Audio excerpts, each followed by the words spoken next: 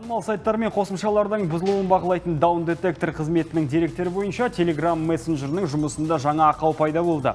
Негізгі мәселелер Нұрсұлтан уақытымен кешкі 8-ден бастап қазіргі кезде Телеграмда проблемаларға тап болғандардың қарасы көбейіп келеді. Даун Детекторға хабарлағандай негізгі мәселелер Ресей қолданушылары арасында орын алған. Одан бөлек Украина, Германия, Біріккен Араб Әмірліктер және басқа елдердің пайдаланушылары да сервистің жұмысына шағымдануда.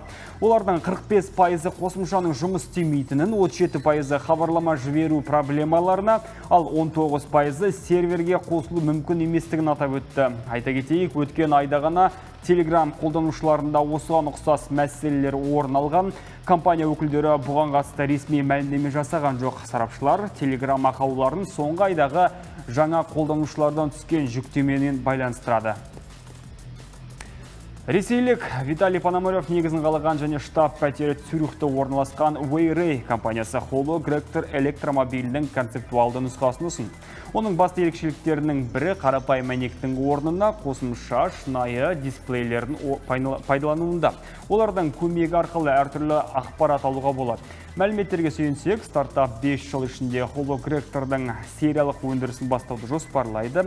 Wayray компаниясының мәлімдеуінше Holo-Gractor өзінің жиналмалы руль дөңгелегімен қатар камералар, радарлар, карта және көлік сенсорлары арқылы білікті жүргізуші арқылы қашықтан басқару қолдануын алады екен. Әзірлеушілер электромобильдің қандай қуат блогы қолданатын әзірге нақтыламады, дегенмен сағатына 100 км дейінгі жылдамдықты 3,9 секундта алады, ал максималды жылдамдығы сағатына 200 км болатыны белгілі. Сонымен бірге бір батарея заряды 600 км-ге дейін жүруге мүмкіндік береді. Holo-Gractor негізгі мақсаттарының бірі Wayray True AR голографиялық толықтырылған шынайы дисплейлерін көрсету. Үш орында электр көлігінің әрбір жолаушысы AR дисплейлері мен джойстиктер арқылы ойындар ойнап және басқа да контенттер жасауда көруде қолданылады. Компания қызметкерлердің айтуы бойынша пайдаланылған дисплейлер бұрыннан бар автомобильдік дисплейлерге қарағанда әлдеқайда үлкенірек көру өрісіне ие. Пайдаланушылар дисплейлердегі кескіндердің жарықтығы мен қанықтылығын онлайн режимде өзгерте алады. Сонымен бірге виртуалды нысандармен өзара әрекеттесе алады. Мәліметтерге сәйкес Wayray өзінің электромобильдерін такси агрегаторларына сатуды жоспарлайды. Мұндай таксилердің жолаушылары саяхат кезінде виртуалды контентке қол жеткізе алады, ал Wayray көліктерде көрсетілген жарнамаларды орналастыру арқылы ақша табу мүмкіндігіне ие болады. Электрлі көліктердің қатары күн санап артып келеді. Бұған әлемдік экологиялық ахуал және экономикалық тиімділікте әсер етуде.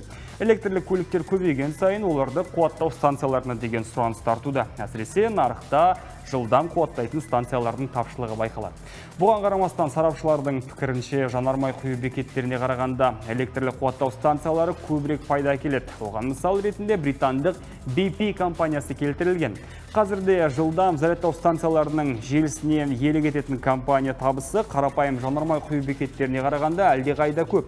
Қазір компанияда 11 мың жылдам зарядтау станциялары бар, бірақ 10 жылдықтың соңында олардың санын 70 мыңға дейін өсіруге ниет бар. BP тек жылдам зарядтау станцияларының әлеуетіне сенеді. Оның тікелей бәсекелесі Shell компаниясы тұрғын үйлерде орналасқан төмен қуатты зарядтау пункттерінің желісін дамытуды бастап кетті. 2030 жылға қарай бүкіл әлем бойынша 500 мың зарядтау станцияларын құруды жоспарлайды. Демек, жаңа нарықтың болашағы өте зор.